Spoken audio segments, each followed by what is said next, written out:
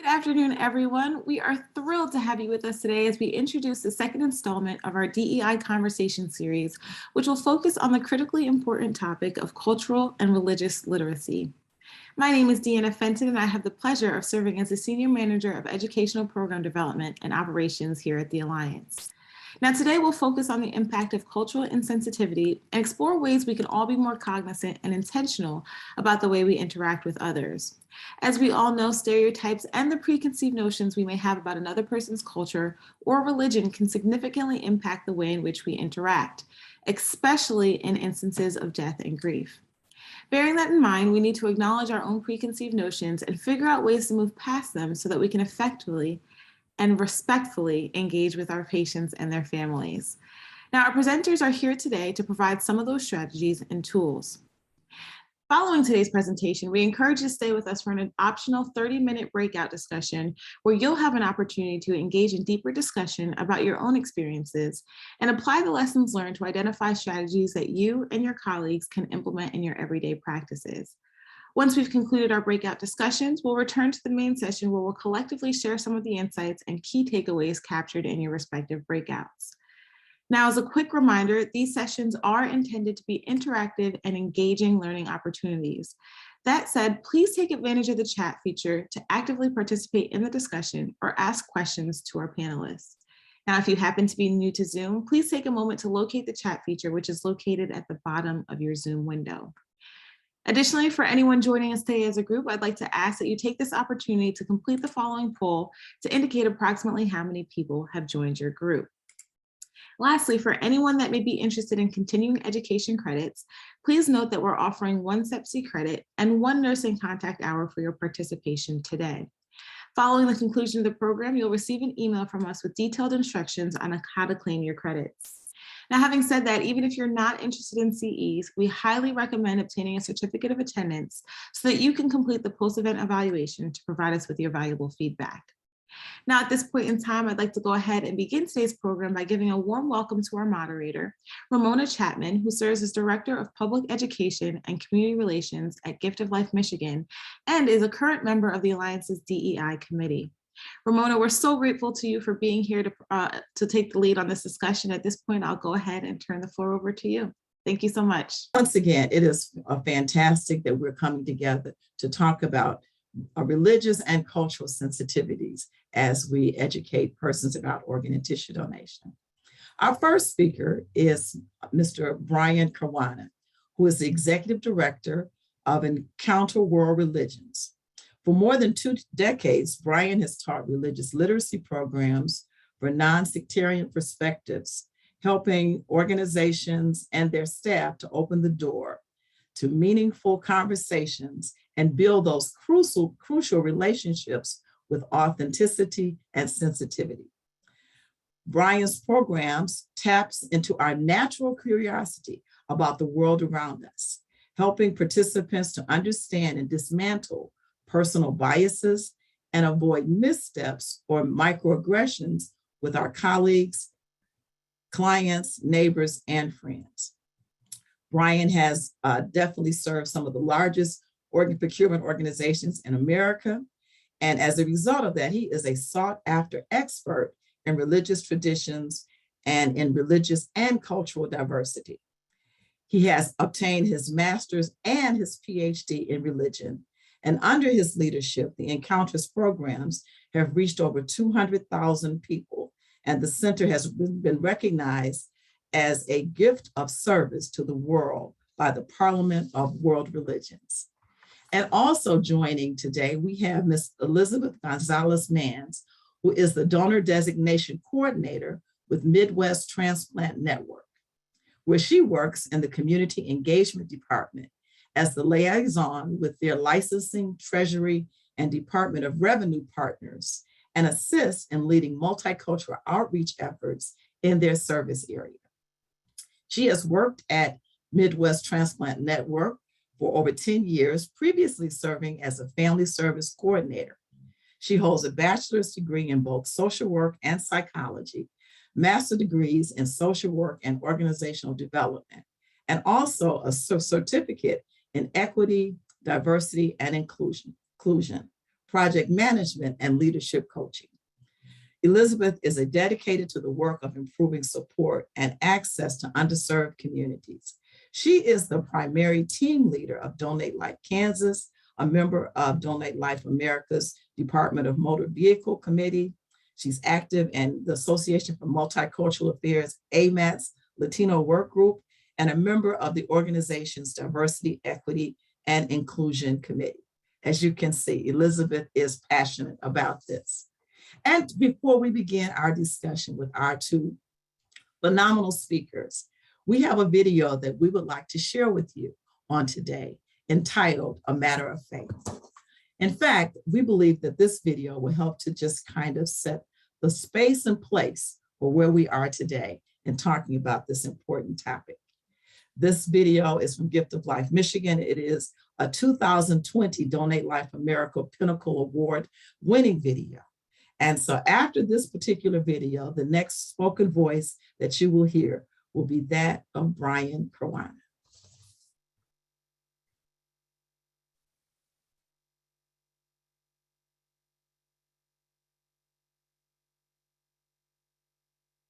We have more in common than we often realize.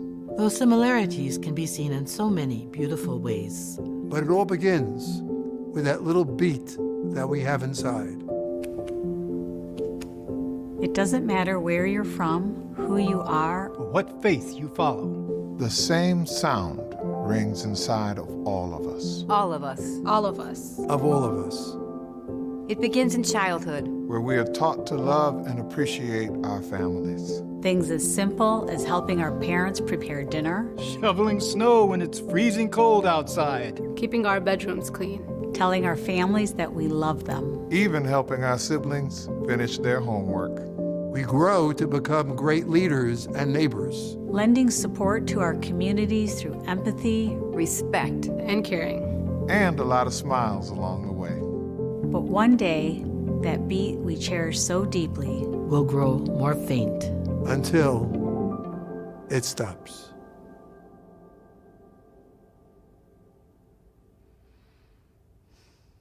Nothing fully prepares you to lose a loved one.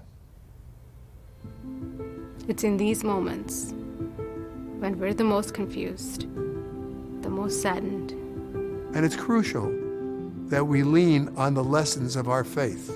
In those lessons, you will be reminded You're not alone. You're not alone. You are not alone. there's still hope, love, And so much life to share. you have that opportunity to share that gift with the world. Through organ and tissue donation. With your support and trust, we can change the lives of so many in our community. and we're here to tell you that it's okay to make this donation.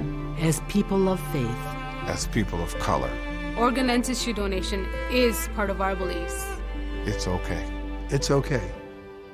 Together, we can break the stigma together we can break the stigma and let our loved ones live on through the gift of life. Through the gift of life. The gift of life. Amen. Om Shanti, Shanti, Shanti. Amen. Nam-myoho Renge Kyo. Vaheguru Ji Ka Khalsa, Vaheguru Ji Ki Fateh. Ameen. O Lord, our King, who gives us faith in life. Amen.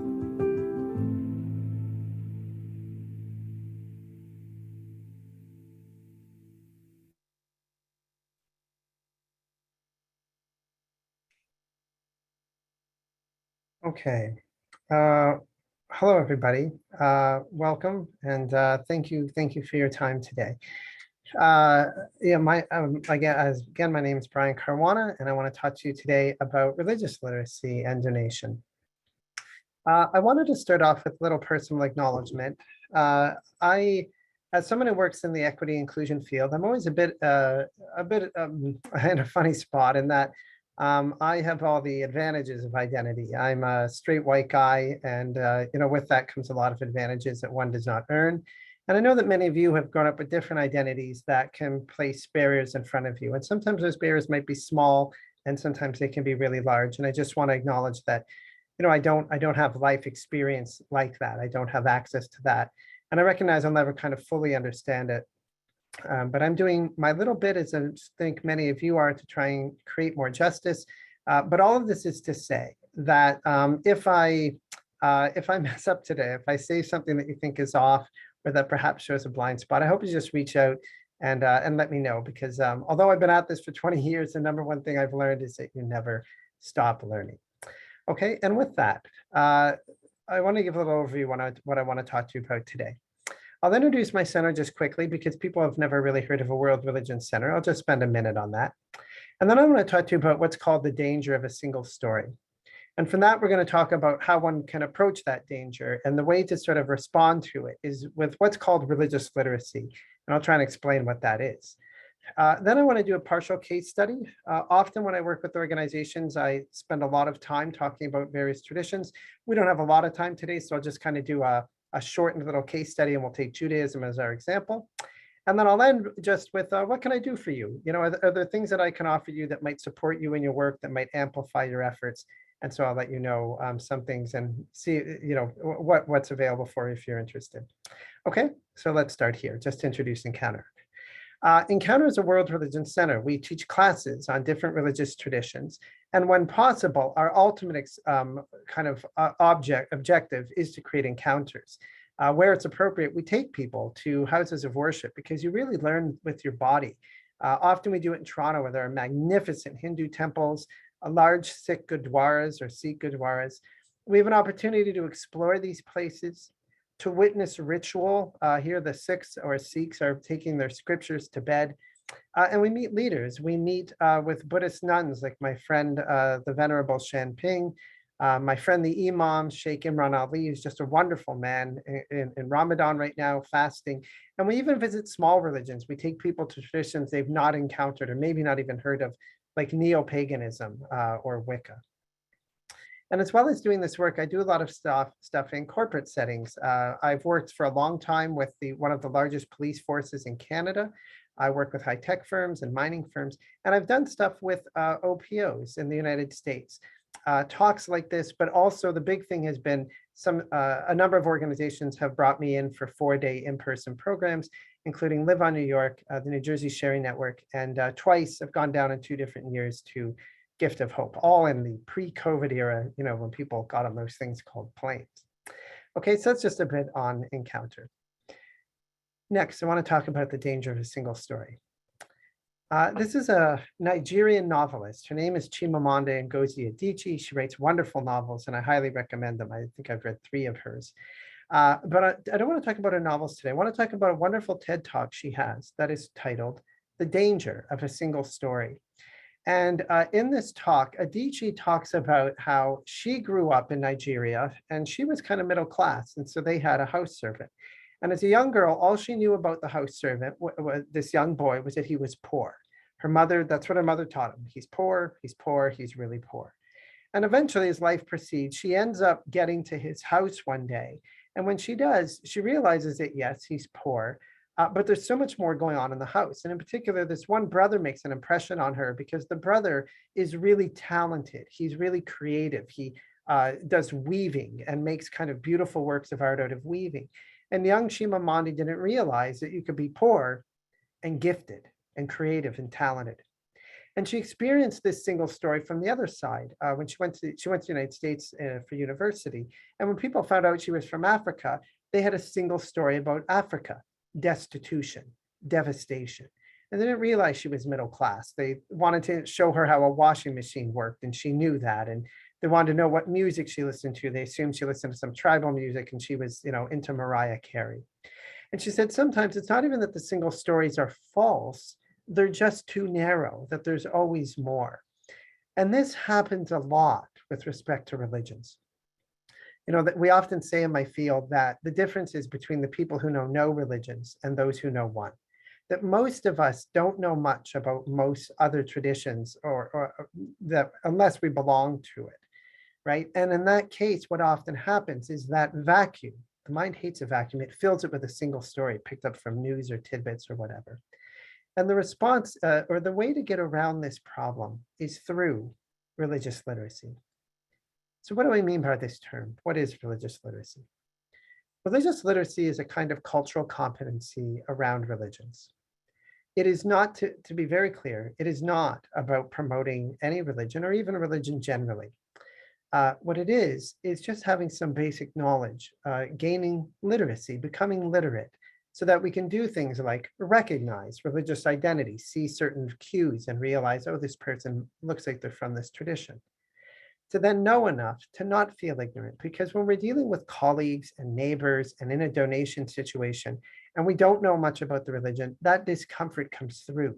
It comes through in the way that we don't know how to ask questions, we change the topic, we're hoping the topic will move on, and it comes through in fear, right? That we fear the topic, we fear we're gonna misstep, we don't. Anytime we're talking about something that we all feel ignorant about, there is always that apprehensiveness. And we've particularly been taught this about religion, that you have to be careful, it's dangerous. And all of that is, causes negative implications on colleagues and again, in donation situations. So why is religious literacy important? Because it can do things to counteract that, like create comfort, right? If you have a little base of knowledge, then you're at ease. And because of that, it opens conversations. We don't look to shift the conversation, we ask questions and they appreciate being able to share in the right context. And it makes them feel seen. A couple times already, I have referred to six. We are used to the word seek, but the proper term is sick. And just knowing that, if you encounter someone from that tradition, say, oh, excuse me, sir, are you a Sikh by chance? They're not used to that. They're not used to someone who knows how to address them properly. And we all want to be addressed by our name, by who we are. And having that addressed properly makes them feel seen, right?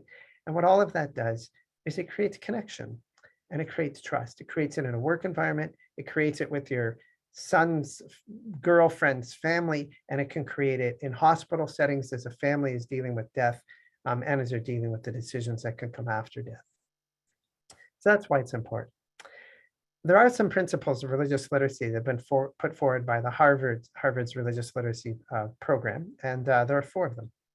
The first principle is that it is non-devotional education about religion. My center doesn't promote religion, we just educate people about it.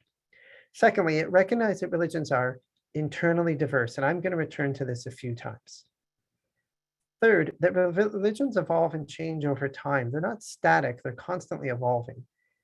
And fourth, they're embedded in cultures. And what this means is that a Muslim from Turkey might understand the religion often differently than a Muslim who has grown up in Saudi Arabia, or might understand it differently from a Muslim who comes from Malaysia, or one who was born and raised in Dallas, Texas, right? And this is the same thing is true of Catholicism. I have a friend who's a Catholic who grew up in Argentina, and he always talks about how different Catholicism is in Argentina than it is in Canada, where I live. And the one I want to spend the most time on today is this one about it being internally diverse. Internally diverse is opposite of the single story, right? Religions are diverse. They're lived out in so many ways. This is my friend Sheikh Imran Ali. He's an imam in Toronto. He's a great friend. He's very traditional Muslim, I would say, and just a wonderful, generous, good-hearted man. This is also my friend. This is El Farouk Kaki. El Farouk Kaki is a very well-educated Muslim, so well-educated, he started up a small mosque in Toronto. He's not a full-time imam, he's an immigration lawyer, and he's gay. He started up an LGBT-friendly mosque in Toronto and has actually sought after all over the world. El Farouk Kaki and Sheikh Imran Ali would disagree about certain things, right? But they are both Muslims. And it's important to remember that people are not just Muslim. They might be gay. They might have a relative who's gay. They may have a relative who is saved through organ donation. And so all of this remembers us that we have multiple identities, that people personalize their lives, and that every religion is diverse. Okay, so that's a bit on the danger of the single story and how religious literacy can deal with it. Let's do a little case study, Judaism. as I say, it's partial. When I work with OPOs in a more engaged setting, I'd like to actually give like an hour-long background on the religions. I actually try to teach people more than they need to know. If you just give people the to-dos and don'ts, it's useful, but those pieces of information are just floating. They're kind of not attached to anything. And if the conversation proceeds, sometimes then people start to flounder because they don't have any background. So I try to provide a little bit of literacy. What is Hinduism? Just give me the basics so that I have a background and to be able to enter into conversations with my work colleague and to ask them about Diwali and stuff. We don't have time for that kind of depth today, so we'll just do a quick one on Judaism. So, organ donation in Judaism. So just to repeat myself, religions are organic, and one way of thinking about them is sort of like extended families, especially if some of you I have a big extended family. If you have a big extended family, you know that they are diverse. They're argumentative. They don't agree with one another. And people live out their lives in many, many ways. And this is true of every tradition, including for Jews. They live out their Jewishness in all sorts of ways. Jews themselves will tell you it's an argumentative tradition. They literally go and learn about the Talmud in pairs because you're supposed to discuss it and kind of argue with one another, because through that you will come to a better joint understanding. Okay, so that's one way to think about religions. So with this in mind, what are some of the things relevant for Jews with donation?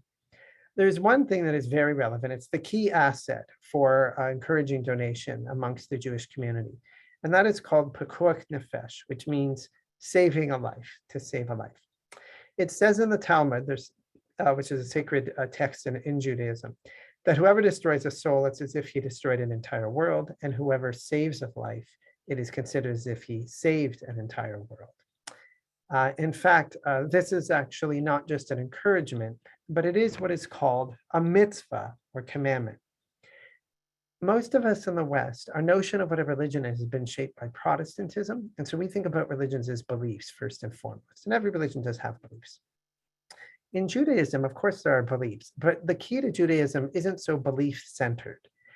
It's really about following the mitzvot or the mitzvahs, that is the commandments. And so for Judaism, this is a commandment. It is one of the things that you are most required to sort of do. Now, that said, there are some obstacles. First, there are what I'm going to call some secondary obstacles. We'll get to the main obstacle in a moment. But the secondary obstacles are that there are rules in the tradition against mutilating a body, that someone who has died, and obviously donation requires a certain invasiveness. There is a desire to bury quickly, which can also obviously be a kind of hindrance. And third, there is a prohibition against benefiting from the dead. And there is in this, can't profit from the dead, but here there is a different kind of benefiting. Now, that said, all of these secondary obstacles should be overridden by that saving a life principle. Saving a life is considered a commandment that can override or trump other commandments. So there's things you're not supposed to do on the Sabbath. You're not supposed to get in a car and use something mechanical like that. But if it'll save a life, you absolutely get in a car. This commandment overrides the others. Now, that said, there's a caveat to this, and that is that the saving a life is not seen by many Jews as being relevant when donation is for medical research or for tissue collection. Because it's not like directly saving a life, then these secondary obstacles, so that is, some Jews will donate an organ for saving a life, but would not donate to medical research because of these secondary obstacles. Okay, I hope that makes sense and it's clear. Those are the secondary obstacles. The main one, however, is the question of how to define death. And the issue is that the Talmud, that text I referred to earlier, has two definitions of death. One of them says to check the nostrils, so a kind of breathing death, but the other one says to check their heart, so a heart death. For those Jews who accept breathing death as valid, they see brain death as valid. That is, once a ventilator is doing the breathing for the person, they're not able to breathe on their own, they're dead, and therefore you can harvest organs. But for those Jews who look to heart death, to them brain death is not sufficient. There's not circulatory death. And so for them, the person is still alive. And in this case, the to save a life principle doesn't apply, because you would have to take a life. You'd have to end this person's life. And so this is the main obstacle, and is what prevents some Jews from going through with donation. Denominations are relevant here. More folks on the liberal branches, like Reform Judaism, are pro-donation, and more Orthodox Jews will have some concerns. But again, that is a general tendency. You don't want to assume Orthodox Jews do not belong to a single story. Some of them will support it. In fact, so much so that there's actually an Orthodox Jewish pro-donation website, HODS, the Halakhic Organ Donor Society, which argues from the position of Orthodox Jews that donation is something that they should do. And it says here at the top, make your last mitzvah the most important one. And there's even a video there you can see on brain death, trying to make the argument of, in favor of donation, okay? So that's even for Orthodox Jews, because I know some people think all Orthodox Jews are opposed, but it's not true. So what are some takeaways from this? Do we know what all Jews think about donation? Or do we even know what all Orthodox Jews think about donation? And the answer is very clearly no. We should always have a certain cultural humility that we don't, to not reduce traditions to single answers, to single stories, and to remember that they're always internally diverse. So what do we know? Well, the first thing is we do know that they have variety of views, that there is internal diversity and every Jew will be different, that there are several religious objections, but that most of them are overruled by this idea of pikuach nefesh, to save a life. That the big obstacle is the question of, is brain death a legitimate death? And lastly, that religious literacy can help us. It can help us by creating comfort. It can help us by having the knowledge and background to be able to open conversations, and it can help us by fostering trust and connection. And I want to say that these things can help us in donation settings. It can help us with families. It can even help us with our colleague in the next cubicle. Religious literacy does all of these things. And I know part of donation is helping, is the recruitment to have religious minorities at your workplace. And so religious literacy helps in multiple ways. It helps in the workplace, and it helps your organization achieve the goals of saving lives. Okay, just to end, what can I do for you? A few things. I have free resources on my website. They're not the donation resources. I have handouts for donation for when we work with organizations. But on the website, we do have some general resources on like Islam and the welcoming workplace. So this is like how to make your workplace more friendly and welcoming for Muslims. It has, 5 misconceptions about Muslims, 5 things you didn't know. These have been very popular.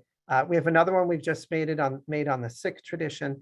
And you can get these at our website, which is at worldreligions.ca, because it's Canada, so .ca. And you'll see there's a little button called resources on the menu. And if you go there, these resources are available for free. And over the next year, we'll have others on Hinduism and Judaism, etc. So that's one thing that's free for you if you're interested. Second, training. I love to do these kind of training programs that I've done with OPOs before. I'm in conversation with 2 more right now.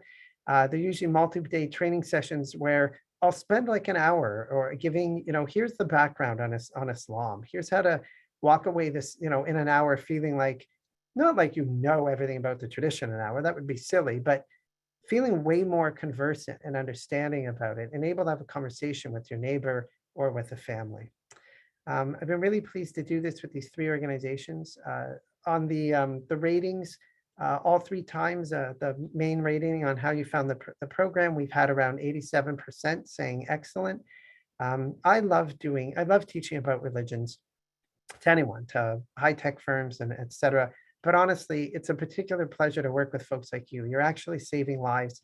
And if I can be of some value to you, if you feel this training would be helpful in supporting what you do in your workplaces, as well as trying to win donations, I would love to do it. It's always, it means a lot to me to be able to work with you. So I'd be happy to do that. Third, if you would like something special, at our website, we have something called the Discovery Week. And what it is in 1 week, we explore all about 11 religions in 1 rich week. We visit places, we meet people like this Hasidic Jewish rabbi. We get to explore amazing architecture. Toronto has temples that rival those in India or China. Where it's appropriate, we even are offered the opportunity to engage in practices, though you never have to. We meet rabbis and monks and imams. And we even explore traditions people don't know much about, like Rastafarian. The Rastafarians are so often associated, they have a single story people reduce them to, it's marijuana. And they don't know that Rastafarians are devout, that they know their Bible inside and out, that they're vegetarians, that they don't smoke cigarettes or take any drugs other than marijuana. They don't drink alcohol. And we meet this man and learn about his faith. And so if you're interested in that, it's 11 religions, around 20 site visits in 7 rich days. And we're doing it this summer in Toronto. It's usually sold out by this time of the year, but because of COVID, we open late, so you can still get in. And last but not least, if you want to connect, feel free to reach out to me. I'd love to connect with you on LinkedIn, or you can go to our website, or you can connect with me on Twitter. So thank you. Thank you very much. I always admire the work that you folks do, and I want to thank the Alliance for this opportunity. And I'll turn it over now to Elizabeth. Thank you. Thank you. Thank you. Thank you, Brian. You know, so much wonderful, rich information. Again, you shared that religions are embedded in culture. And so now we will have Elizabeth that will definitely have the second part of the conversation. Thank you. Hi, everyone. I'm Elizabeth Gonzalez-Vans, and I'm also honored to be here to share with you a little bit more about cultural perspectives and myths and misconceptions and how we can move forward from those. So thank you, Brian, for all that information. It was very insightful.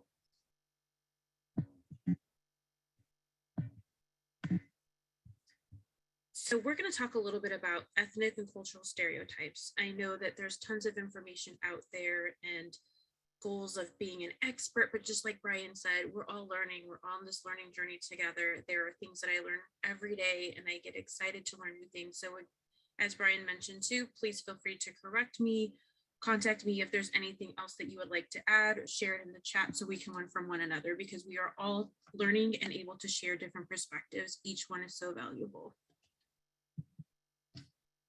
We're going to talk a little bit about assumptions, generalizations, and stereotypes, and how those all lead to misconceptions.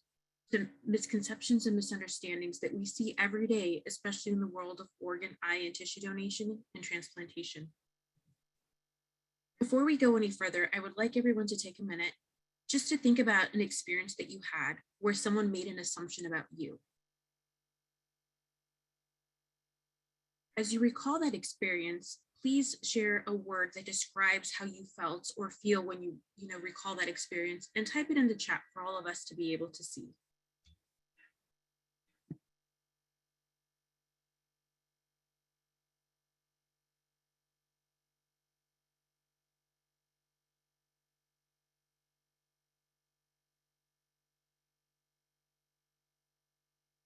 If we look through the comments that are being shared, and thank you everyone for your honesty and transparency, we can see there's a lot of frustration and hurt and anger and a lot of negative feelings, right? Sometimes we have the occasional, you look younger than you are, and that can be a positive assumption, though most often assumptions can be really heavy emotionally, and they can be taxing to those of us who are on the receiving end.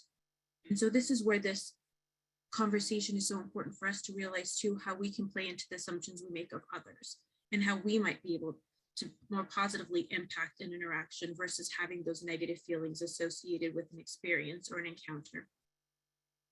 When we think of people of color, sometimes, right, everybody has their different experiences. There's a lot of assumptions and misunderstandings about what they believe and what they support. Sometimes people have heard, or I have heard personally, that people of color, they don't donate, and older people don't think they're eligible for donation, so it's not worth asking, or they're too old, or the younger generations don't drive as much, so they're not into anything but themselves. There's all these assumptions that get just shared and repeated that can be really hurtful. And so when we think about myths and misconceptions that happen in the community, that organs are illegally sold, that they don't respect, the body, people are mutilated, people are coerced or tricked into donation, people are charged for it, there's selling of organs illegally, we wonder where some of those come from. And then at the same time, we've seen historically how some of those have developed because individuals have different experiences. And so it's important that when we are working with especially marginalized and underserved communities, that we still take into account the situations of distrust, of healthcare disparities, of limited access to services, of things that have happened historically, or things that we continue to see in current media, current news situations that would give one person or a community reason to believe those or to have mistrust. Oftentimes people from other countries have shared their experiences with their nation are different than those of the United States or those of, Western culture, where there are people who can sell an organ for, a financial income to help support their family, where there are people who take advantage of those situations. And so not all of those are necessarily myths that need to be debunked. Their experiences, understandings, and how can we help share with them how things are done currently in the United States? How can we help be transparent about our processes, meet them where they're at, and walk them through this process to gain the trust and understanding of how things are done here? We can't speak necessarily to things that happen abroad or in other areas. We can only speak to the situations that we are familiar with. So many OPOs have a lot of digital materials, printed materials, resources about debunking the myths, and that's great. We need to have information and circulate how things are really done and help clarify those conceptions. It's also equally important for us to find a respectful way to do that so that we're not coming across as we know better and you're wrong. We don't want to close a conversation before it starts. And so we want to make sure that when we approach these, we approach them sensitively with cultural humility, and that we're respectful of the experiences that individuals come with and how they came to their understanding of what their truth is, because their truth is that. And we can do what we can to influence that by sharing accuracy, data, and showing them the respect and the support that we can provide to them and their loved ones. We can't necessarily change what they've heard. We can just hope that they can trust us enough to believe the truth that we have here or in the situation that we're currently in. And so just something to consider when we're approaching others. It's definitely a balance of coming with some understanding of what they may have gone through is beyond what we can ever imagine, and meeting them where they're at, asking questions, being curious. There's so much in assumptions that comes from what we're afraid to ask, like Brian had mentioned, versus just asking and clarifying. One person from one culture and their neighbor from the same culture will have completely different experiences, even though they have so many similarities. And so we have to remember that each individual has their own story. And assumptions, even though we can have an assumption that someone isn't in favor of donation, we can also assume someone is in favor of donation and create just as much of an issue there. We might assume, well, they're in healthcare, so of course, or they've received a transplant, so of course they'd be willing to donate. And so to walking into situations, conversations, that said conversations are in the community, and just asking questions, clarifying, being willing to provide the information necessary for each individual.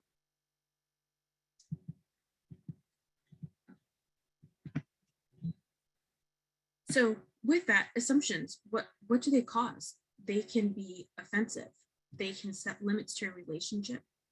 They can prevent people from having an equitable opportunity to learn about donation, which is, again, that healthcare disparity. We assume that someone's not going to donate. We don't offer donation, then we're actually doing them a disservice. And so if they find out later that that was an opportunity that was lost, that can potentially complicate grief or further complicate grief. And so we really want to be an ally with them. We want to help them know all of their opportunities and come in and share with them what we know, what their options are. Even if it's a no at the end, we know that we're sharing what we can and giving them a fair chance as best possible to determine if donation is something that they want to move forward with. We also can create distrust for that individual, also for their communities and their families. We know that when we have a good experience somewhere, we share it, with a couple friends. When we have a bad experience, we tend to hear about it now on social media or through the media or all these other outlets. And so that bad news just travels even further. Those negative experiences travel even further, and it's harder to go back and to rectify those. And so it's really important that we realize the power of our interactions. And then ultimately, we're dual advocates. And so when we lose these opportunities without asking clarifying questions, without being curious or inviting someone into a conversation of, can I ask you some questions? I'm not familiar with this faith base. I'm not familiar with this culture. How do you like to be addressed? we're potentially losing an opportunity to save lives, not just in that situation, but that repercussion of that ripple effect can really determine outcomes for years. And so it's truly in our best interest and in the interest of those we're advocating for to really take the time to debunk those our own assumptions and misconceptions so that we can serve the people in front of us the best that they need to be served. So when we think about just thought processes and how we do things, how many of us have, gone to the grocery store or driven home from work and you're just like, oh, I'm here already. I don't really remember turning on the streets. It's just kind of automatic. Things that we do, we tie our shoes, we pick up a glass of water, or whatever it is that we do on a daily basis. We pick up a pen when we want to write something down. We don't really think about it. Our brain just does it and our body responds. So that's system one thinking. And we're not going to go into this too much because we can talk about it for hours.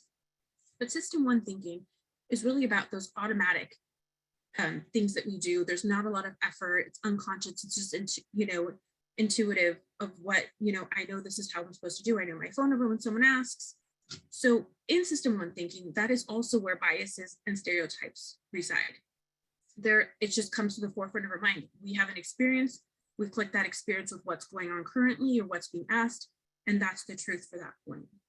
When we look at system two thinking, it's a deeper level of thinking. It's more rational, it's slower, it's more intentional.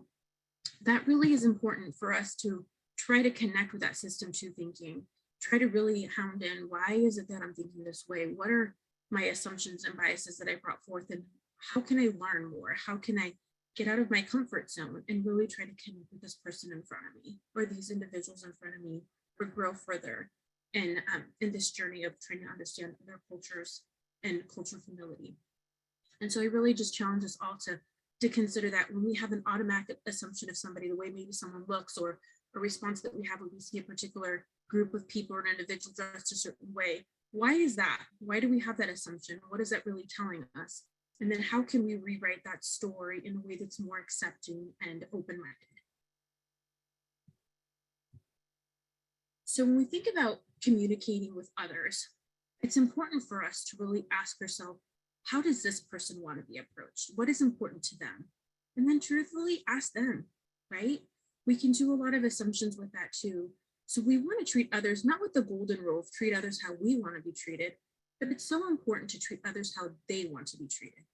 And in finding that out, we have to ask questions, right? We have to be curious, present with a desire to learn and authenticity behind that. I'm here to serve you. I'm here to learn more because I want to connect with you and be a better provider for you.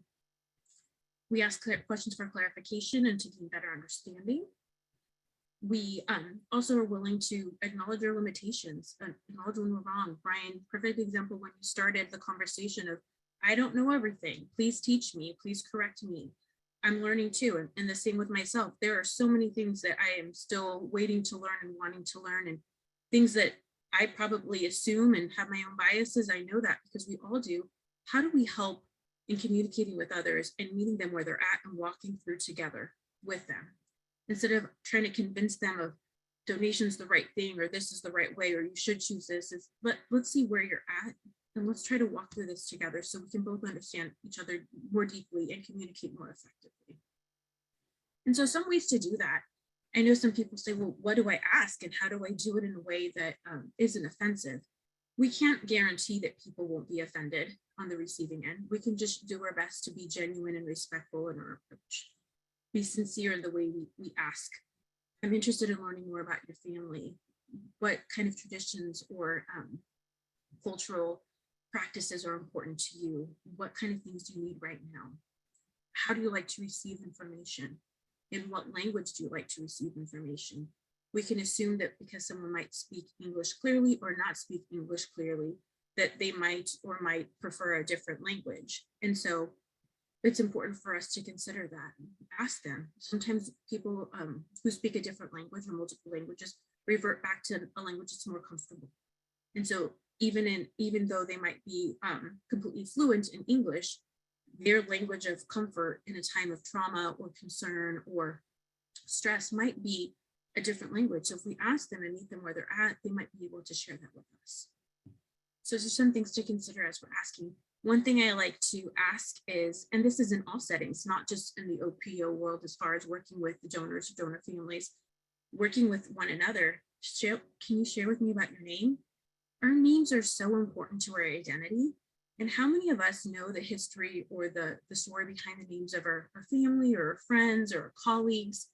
And so being able to share your name and how you got your name can really just open the doors to so many other conversations, right? And it really shows someone that you're interested in learning about them and who they are and their history. So that could be one that but an easy one for individuals to engage with that doesn't feel too threatening, even on a work level. So I know that when we were preparing for these conversations, we were reviewing a lot of the questions that came through and a lot of the comments that came from the previous conversations that have happened thus far. And so one of the themes was, how can I impact change? What can I do? And so we have a multitude of experiences, right? Some people might have lived experiences, learned experience, a combination of both. Brian shared that he has his experiences from his desire to learn and his dedication to the education and gaining knowledge. He probably has more deeper experiences than that we probably could all learn from him as well, just from personal experiences, interactions with his friendships and relationships that he's created, which are so important. One thing is we need to also acknowledge, where are we coming from? What are thought processes that drive us and guide us? And so I encourage everyone, if you haven't already, to take the Harvard implicit bias test.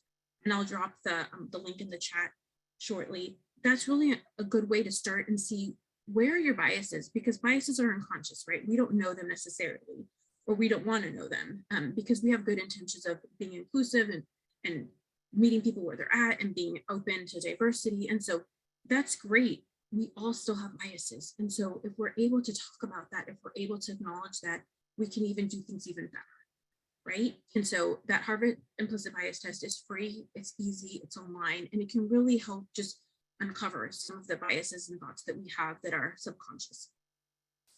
Reflecting on ourselves, our biases, and how we present ourselves is also important. Who do we surround ourselves with? How do we present in a group setting? How do we ask questions when we're nervous? How does that show? Are we curious in a respectful way, or do we get defensive? Those kind of reflection pieces are important for us, all of us, as we're learning, because other people can perceive that. And how is that impacting them? Create an environment that's psychologically safe. If an individual feels psychological safety, they are going to be more apt to sharing and to communicating and connecting with you. If someone feels threatened, they're probably going to be more closed off and guarded and not allow you to really truly know what they're thinking or feeling.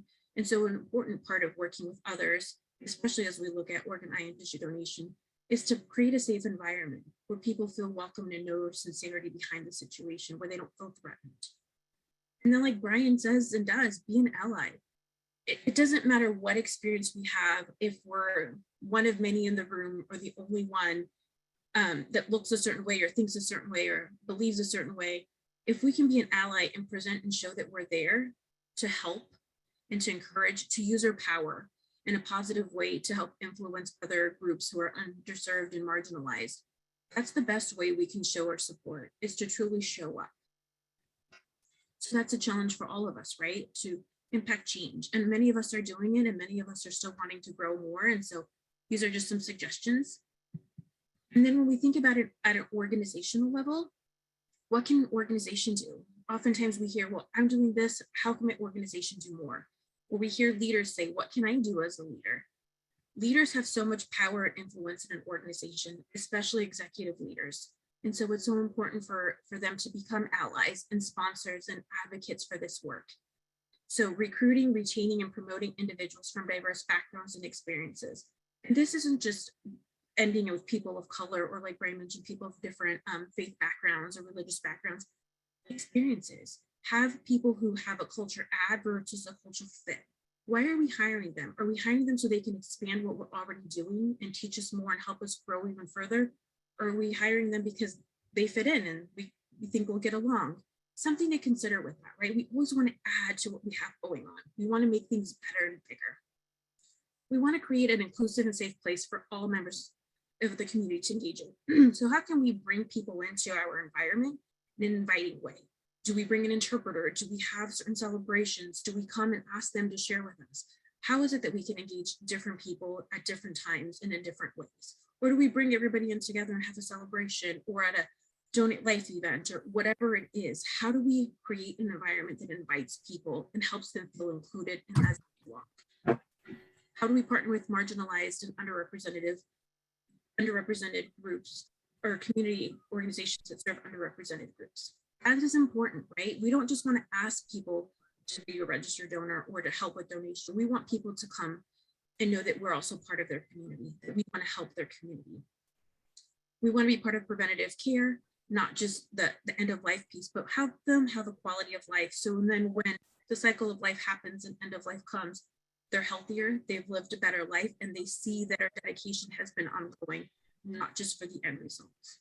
Using inclusive language, pronouns, correct terms, getting jargon, doing literacy levels that are appropriate for the community or the audience that we're serving. So just all of those aspects of communication are so important to consider. Sponsor internal employee resource groups to help individuals share amongst each other, learn from one another, gain a sense of belonging and engagement. When an employee is engaged, they're more likely to provide and do more and provide better services, which leads to better outcomes for the organization. And so it's a win-win for everybody. And then promote cultural humility at all levels. This isn't a checkbox of like, we did our 3 CEUs or 3 educational units for the year. This is an ongoing process. How do we really engage about cultural diversity, inclusion, belonging, humility at all levels and in all interactions, and truly making this part of our overall organizational culture? I want to thank all of you for being a part of this conversation today, because it shows your dedication to wanting to do better and be better and collaborate with one another, which is so beautiful. Again, we're learning from one another, and it is so important that we have these conversations continue on so we can continue to grow and move forward and make this better outcomes of saving lives and better outcomes for one another. So thank you so much. Thank you. Thank you, Elizabeth. And thank you, Brian. Again, thank you for just sharing with us today how faith and culture can really serve as a bridge to engage not only our donor families, our hospitals, our colleagues, and our community. So I want to say thank you, thank you, thank you so much. And I know that we'll be having some questions and things in the chat. If not, I do have some questions. So we're going to have a couple of minutes where we can have Brian and Elizabeth, if you have some specific questions that you want to share with us, we definitely invite you and encourage you to do that. So I know one of the things that started out at the very beginning, Brian, is people just said thank you for the acknowledgement of space and grace that you gave about yourself. And so I wanted to address that. But there is a question that I want to share that says, a piece that often seems to get left out of a religious discussion is respecting no religion as well as agnostic and atheist. Not everyone is religious and spiritual, and their beliefs, cultures deserve to be honored and respected as well. And so we definitely acknowledge that. And I want to say, Brian or Elizabeth, if either one of you would like to share, or both of you, that would be great. Yeah, I would love to. Thanks, Elizabeth. What a great point. Yes, and my center, actually, the language we always use is talking about religious, secular, and spiritual identities to capture people who are not religious, who are atheistic, or who are agnostic, or who say I'm spiritual but not religious. We do feel, and it's important in every way. It's important both that those identities are included, and it's important that inclusion doesn't seem like it's just for some, one identity or two out there, that it really means all of us. So you're absolutely right, Elizabeth, and I couldn't agree more. Thank you for raising that. It's because it's often overlooked. Okay. Another question I see in the chat is, have any other OPOs hosted religious roundtables to build community partners and trust? I know that even though, Brian, you have not been to Gift of Life Michigan, we have had interfaith roundtables that talk about that. But Elizabeth, please join in, and Brian, share. I know in my work with Live On New York and also with Gift of Hope, that they did this Gift of Hope and Live On New York both had a number of religious leaders. They had regular connections and events too. Sometimes they sponsor, like there was even discussions about sort of encouraging, mentions from during sermons and stuff. So yeah, there are OPOs doing that kind of work, and it's valuable. OPO has had individuals come in and share with us about their different faith-based religious groups and traditions, and so it's been really fruitful. We've also been in connection with, we have a faith leader roundtable in the Kansas City area. And so we're working and trying to collaborate further with them just to share on a broader scale and learn more too about donation and traditions. So a lot more work that could be done, hopefully with COVID, kind of hopefully more normalcy, that we'll be able to do a little bit more of that, because those are so important and everybody learns. It's a two-way learning. Evidently. And I know that in the OPO world that we really, language is very important. And so I did see someone say that we use the word recover rather than harvest. And so we do acknowledge that as well. But I have a very interesting question for both of you. And it says, how do you manage stereotypes or biases coming from the patient and family towards the practitioners or organ procurement organizations? When I've talked, so I'm not on the front lines as many as you are, or your organizations are, but I've talked with folks in this field a lot. And I know one of the people I respect the most just said that, she always tries to use compassion to use compassion as the link. She uses it on the one hand about, tell me about your tradition and what it says about compassion and what are its values. But she also uses it in the other way of dealing with this, that my values for being involved in this are as follows, and that when people understand that that's where you're coming from, even if there's initially some opposition to something you're doing, knowing a person's values makes a lot of difference, and there's no selling point, right? It's true. It's why she's there and why so many of you are. So that's how the colleague I really respect has often address those things. It's important too to validate where people are coming from, right? Perception's reality. And so if someone is perceiving an interaction to be negative or uncomfortable, why is that? And to ask more questions about those interactions and gain some clarity. Validating someone doesn't mean I agree. It's just allowing them to know that they're heard. And so that's an important part to start off with. And then if there truly is an issue that is concerning or mistrust or an experience that was racially driven or biased in a way, then of course, we're advocates too to try to help mitigate that and to be a liaison for the family. I think though, starting off with validating, acknowledging, and asking questions just to clarify, because there's always more than one side of the story. And so if we can kind of glean a better understanding, sometimes it's just merely a misunderstanding or the way that cultures can interact. Maybe a rushed physician looked like he was uninterested, or he didn't want to serve, or she didn't want to serve a family. And so how do we just engage further or help, maybe buffer the situation where we can be a better liaison for some of the information, or help explain, well, they won't be back for 30 more minutes. They're, busy to other families and you are important. Just some of those misunderstandings that happen, and they can kind of spiral if we don't help stop them. So I think starting there. Right. Fantastic. This is our final question before I'll bring Deanna back. And it says, often that people with the most biases are the most reluctant to participate in these types of webinars. How do we encourage our peers and leadership who can benefit from this information to participate in these learning opportunities?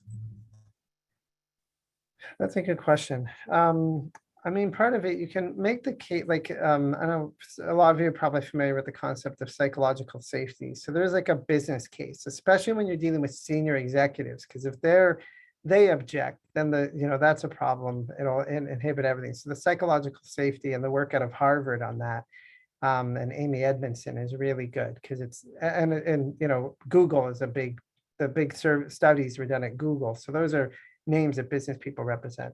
If regular staff don't, I think it's harder because, to be honest, a lot of the research shows that when you force the training on people, that the results aren't so good, that the really good results are when it's voluntary and when they can sign up. And so I don't know, other than, continuing to make the invitation, but But if you coerce it, there is some evidence that it causes a backlash. So we might be able to make I'm open to other suggestions, but it's possible that we might just have to make the offer and then, let people come insofar as they're ready. Going along with the concept of psychological safety, that goes in every direction, right? Sometimes when people are guarded or assumed to be biased or having prejudices, they might be uncomfortable. In order to grow, we have to get uncomfortable. And that can be scary for so many people. So how do we continue to make a space safe? How do our organizations continue to have these groups, these conversations, these offerings to make it safe and a regular part of conversation? The more that we make it a regular part of conversation, the more that we see your leadership from the top down being able to support all of these initiatives and showing that having the conversations aren't bad, it's how we're going to engage and include others and have a sense of belonging for all. I think it can become more of a normal conversation and less of a, I'm forced to do this. And then when we have these, make sure that we're having cultural norms or group norms that creates a sense of safety. It's okay to be uncomfortable. It's okay to have emotions. What's not okay is, attacking someone verbally or physically. What's not okay is, making offensive comments. And so creating those spaces that are safe for all parties, those who might feel like they're being forced and those who are wanting more change, to come together and to have that place where we can all be and learn from one another. It's not going to be fun and comfortable all the time. That's how we grow, right? We have to get uncomfortable to grow.